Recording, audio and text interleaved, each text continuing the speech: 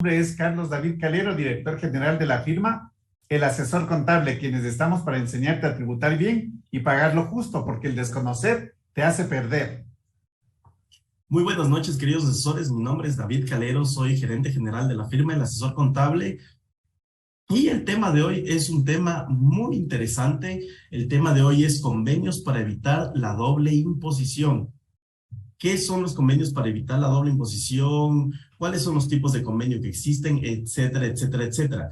La noche de hoy lo vamos a ver para que ustedes tengan en cuenta, porque como saben, el mundo cada vez se está globalizando más y el objetivo nuestro es que ustedes estén al tanto de toda esta información para que, si es que tienen clientes o llegasen uno de sus clientes llegase a requerir este tipo de información, pues ustedes tengan toda la capacidad de poder atender de manera adecuada a todos quienes soliciten este tema, ¿no? Entonces, igual, no se olviden de seguirnos en todas nuestras redes sociales. Estamos como el asesor contable en Instagram, en TikTok, en Facebook, YouTube. No olviden también de activar la campanita para que no se pierdan las redes sociales. ¿Listo? ¿Qué son los convenios para evitar la doble imposición y cuántos convenios tiene vigente el Ecuador? Los convenios para evitar la doble imposición son tratados internacionales de contenido fiscal que se acuerdan entre estados soberanos con la intención de impedir que un bien o renta concreto sea grabado con el mismo impuesto en países distintos. Ecuador mantiene vigente en total 21 convenios para evitar la doble imposición.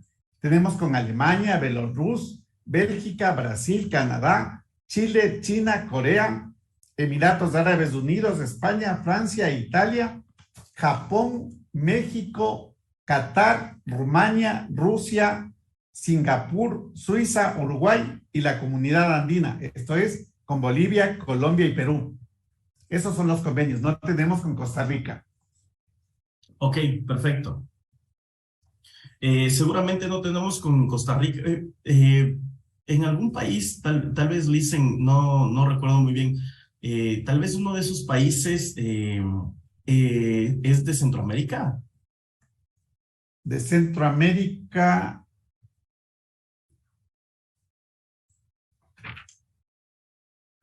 el más cercano a Centroamérica está México. Ok. De ahí no tenemos. Ok, es interesante el mercado mexicano porque si es que ustedes han leído noticias como hace un mes o mes y medio, lo que sucedió entre México y Ecuador es que se llegó a un acuerdo comercial para que Ecuador pueda ser exportador de aguacate hacia México. Entonces, ahí hay una fuente una línea de negocio bastante interesante para el Ecuador, porque, bueno, México tiene bastante poder adquisitivo, entonces es bueno para el Ecuador que se haya hecho ese convenio, ¿no? Así se mejoran las exportaciones. Claro que sí, definitivamente. La siguiente pregunta es, ¿cuáles son los tipos de convenio para evitar la doble imposición que existen? Existen convenios bilaterales entre dos países, ejemplo, Ecuador y México, y multilateral, 3 o más países, como con la Comunidad Andina.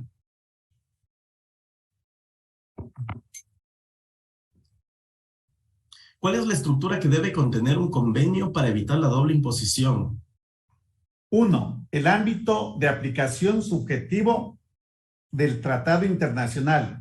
Esto es, el convenio se aplica a los residentes de uno o de ambos estados. 2. El ámbito de aplicación objetivo. Esto es, los impuestos comprendidos en el tratado internacional, impuestos sobre la renta y sobre el patrimonio, tanto de personas físicas como jurídicas. 2.1. Definición general. Enumeración enunciativa. 2.2. Actualización automática. 2.3. Impuestos locales sobre la renta y sobre el patrimonio. 3. Definiciones generales, con determinación de términos y expresiones que se utilizan a lo largo del texto y que se definen al comienzo del mismo. 3.1. El concepto de residencia en personas físicas y en personas jurídicas. 3.2, criterios subsidiarios para dirimir los conflictos de residencia. 3.3, concepto de establecimiento permanente. 4, distribución de potestades tributarias.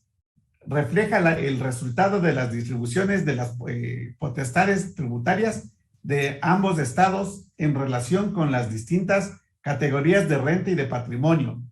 4.1, imposición compartida entre los estados. 4.1.1, con imposición ilimitada de los estados de la fuente. 4.2, imposición exclusiva en el estado de la fuente. 4.3, imposición exclusiva en el estado de residencia. 5, métodos para evitar la doble imposición. Los estados reflejan en el artículo del convenio relativo a este particular la forma en que se van a permitir a sus residentes eliminar la doble imposición cuando las rentas o el patrimonio provengan de fuentes situadas en el otro estado. 5.1, exención. 5.2, imputación. 6, disposiciones especiales entre las más importantes que aparecen en los convenios tenemos. 5.1, principios de no discriminación. 6.2, procedimiento amistoso. 6.3, intercambio de información. 7, disposiciones finales. Aquí se trata de la entrada en vigor y denuncia. Esos son los requisitos que deben reunir los convenios de doble imposición. ¿Y cuáles son las ventajas de celebrar los convenios desde la perspectiva del país contratante? En los últimos años podemos evidenciar cómo los convenios se han convertido en herramientas útiles para los países, pues mediante la suscripción de los mismos y el intercambio de información y las obligaciones recíprocas entre estados pueden controlar la doble no imposición o defraudación tributaria y tener un control sobre las rentas que se producen en el país y las rentas que los ecuatorianos producen en los distintos países con los cuales se mantienen intercambio, convenio. ¿Cuál es la estructura que debe contener un convenio para evitar la doble imposición? Ese ya vimos. Perdón, en caso de encontrarse en contradicción leyes nacionales y un convenio para evitar doble imposición, ¿cuál es el jerárquicamente superior? La Constitución de la República, en su artículo 425, en relación a la jerarquía normativa, prescribe lo siguiente. El orden jerárquico de aplicación de las normas será la siguiente: la Constitución, los tratados y convenios internacionales, las leyes orgánicas, las leyes ordinarias, las normas regionales y las ordenanzas distritales, los decretos y reglamentos, las ordenanzas, los acuerdos y las resoluciones, y los demás actos y decisiones de los poderes públicos. La Carta Magna tiene superioridad frente a todos los cuerpos normativos. Únicamente encontramos una excepción cuando se trata de tratados internacionales de los derechos humanos.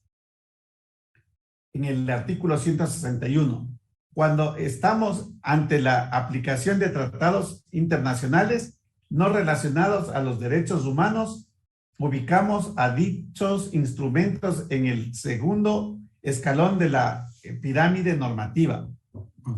Del mismo modo, podemos notar que el artículo 425 coloca en un orden jerárquico superior a los convenios que las leyes orgánicas y ordinarias nacionales. Es decir, está por arriba del Código Tributario, la Ley de Régimen Tributario Interno y demás leyes y reglamentos aplicables a la materia.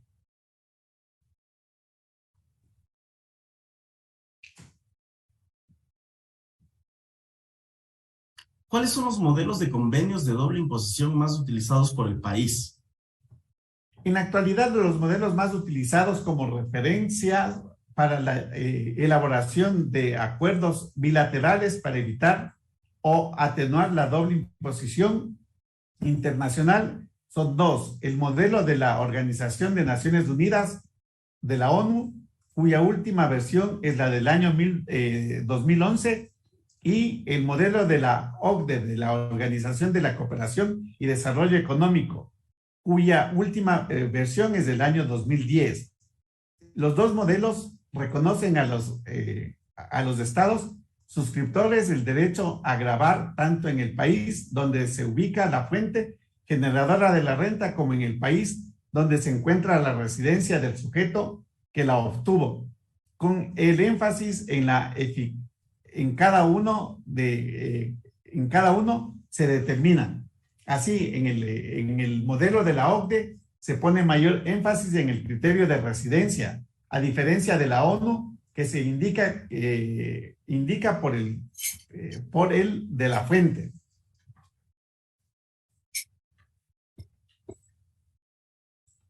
El primer criterio se desampara para determinar la residencia habitual en el lugar donde el contribuyente disponga de una vivienda permanente a su disposición.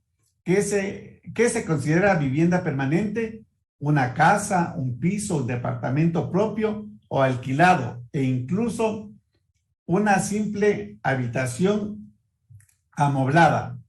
Es importante señalar que no se considera permanente una vivienda de la que se dispone en ocasiones para efectuar una estancia limitada de una corta duración. Viajes de negocios, de estudios, de ocio. Es decir, la permanencia de manera continuada es una vivienda, es en esencial para aplicar este criterio. Esto se demuestra, por ejemplo, teniendo la vivienda amoblada y reservada para su uso permanente. Este sería el caso de una persona física que tiene una vivienda permanente en el estado A, y esta contabiliza una estancia de cierto tiempo en el estado B, al cual viaja. Por tanto, esta primera regla es preferencia al país en el que la persona física disponga de una vivienda permanente. Normalmente este criterio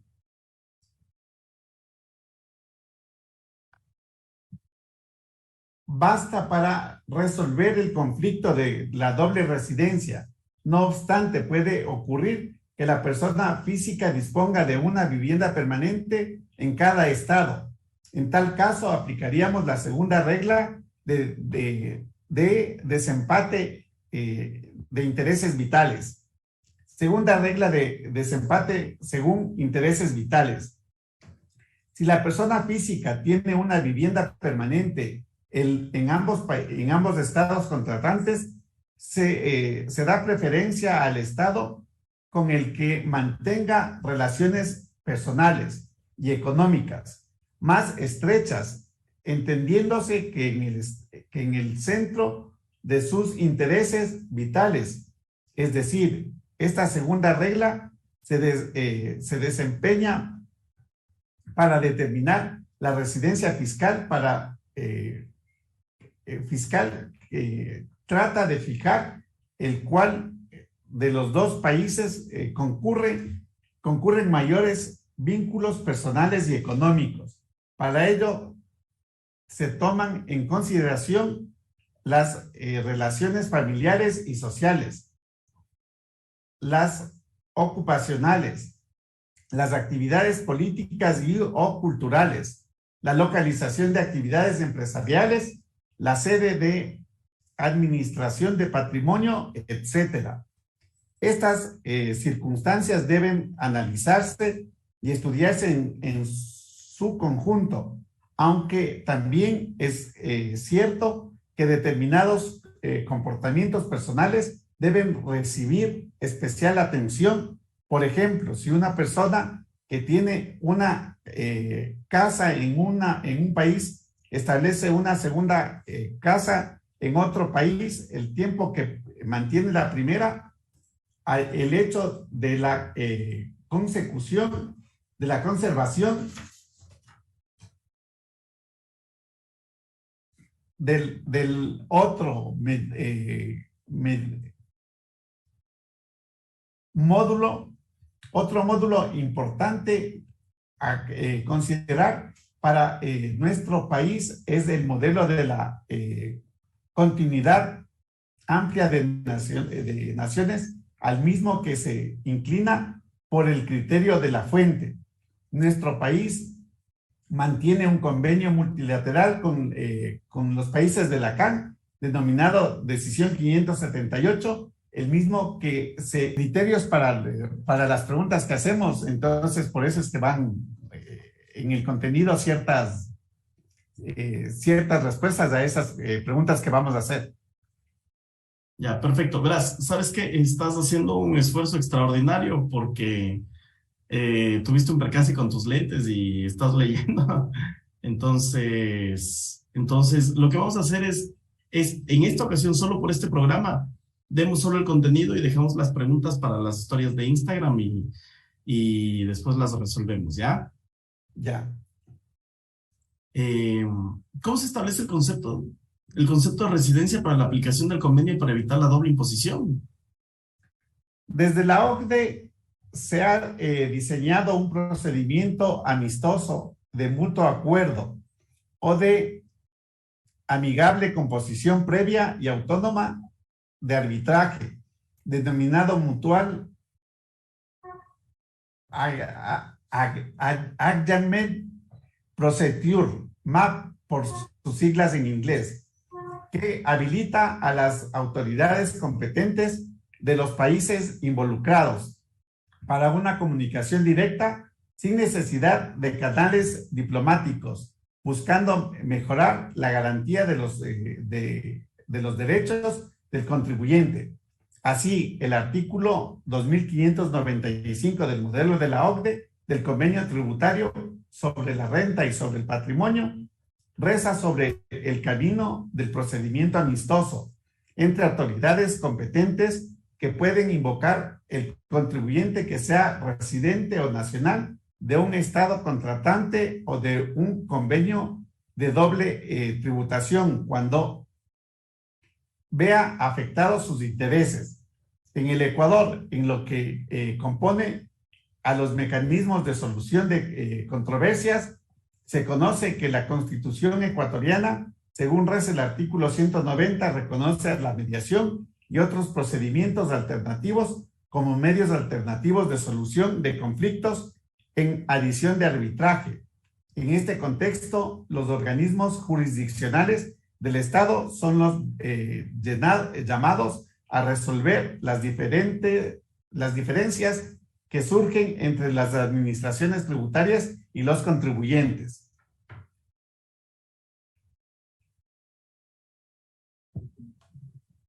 ¿Los convenios para evitar la doble imposición tienen una cláusula de intercambio de información automática? ¿Me estás preguntando? La respuesta es sí. Perfecto. Sabemos que con Estados Unidos no hay un convenio para evitar la doble imposición, pero lo que se está trabajando es para que haya un convenio para cruces de información financiera. Ya se firmó ese convenio. El país tiene ya las cuentas corrientes o cuentas bancarias de inversiones que tienen los contribuyentes en los Estados Unidos y que los norteamericanos tienen en el Ecuador. Ahora sí la cosa se puso seria para las personas que querían sacar ese dinero y nunca lo declararon en Ecuador, ¿no? Sí, por el impuesto al patrimonio que se creó, se puede generar muchos problemas por no haber tributado sobre esos valores. Porque otra cosa hubiese sido que tú tributabas en Ecuador y después de haber tributado, declarado el dinero, pagado tus impuestos, mandar ese dinero a Estados Unidos como diversificación, ¿verdad? Claro, ahí sí no habría problema porque ya está tributado el dinero y ya está legalmente enviado esos recursos al exterior. Entonces, si las personas se meten en ese problema, por ejemplo, de lo que te estoy hablando en estos momentos, ¿qué deberían hacer? Aparte de contratarnos, ¿no? Deberían ordenar sus finanzas, declarar todos, aprovechar que hay una ley ahorita para hacer bajo declaración juramentada el dinero que se tenga afuera y declararlo y pagar el impuesto correspondiente, que si no me equivoco es del 5.5%. Es lo que se llamaba el blanqueo de capitales, ¿no? Así es, eso es como se llamó el blanqueo de capitales, para poder traer ese dinero y generarlo y ya no tener que tributar más. Ok, perfecto. ¿Y qué piensas tú de ese tema?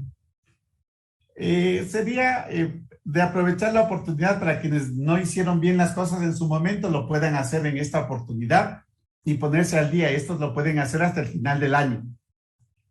Ok, perfecto. Hasta el final del 2022, en el 2023 ya no hay cómo. Así es. Ok, perfecto. Tu opinión técnica de ese tema, ¿qué piensas tú de eso? Bueno, es una oportunidad que se les da a los contribuyentes que no cumplieron la ley y que van a pagar menos impuestos por legalizar la tenencia del dinero, lo cual es bueno para el contribuyente. Ok, perfecto. O sea, para el contribuyente es bueno y para, a la final, a fin de cuentas, para el Ecuador también, También porque porque va hay a más recibir inyección de recursos que capital. no ha estado recibiendo. Claro. Ok, perfecto.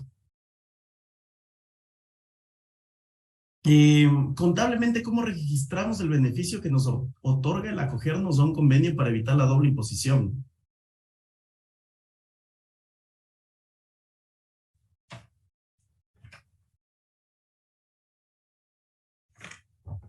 Contablemente, lo que hay es el beneficio de no tener que llevar doble contabilidad para los dos estados, porque al tener un convenio se lleva una sola contabilidad.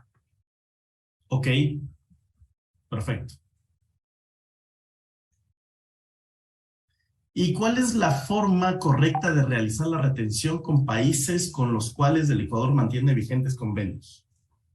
Dependiendo de si es que es en base al convenio de la OCDE que se da la residencia, el país que paga no tiene que hacer retenciones en la fuente, tiene que hacer la retención en la fuente con el 0% del impuesto a la renta, pero hacer el comprobante con 0%. Ok, mira, te voy a dar un ejemplo que justamente que me habían escrito en estos días. Una amiga mía ecuatoriana tiene la residencia en Estados Unidos, tiene todo en Estados Unidos, ¿ya? Y ella está empezando a trabajar con empresas de Ecuador. Lo que sucede es que ella les factura y ellos le retienen. ¿Qué El porcentaje? 25%, El 5%. 25%, 25% de impuesto a la renta. así O de es. IVA.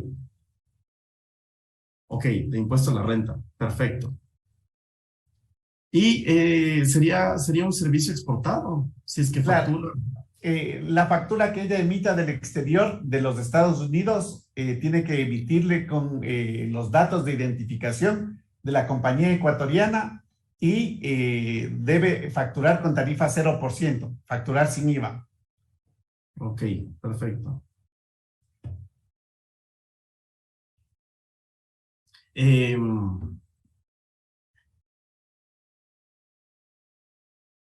¿Con qué países te sonaría a ti interesante ver el tema de tener un convenio?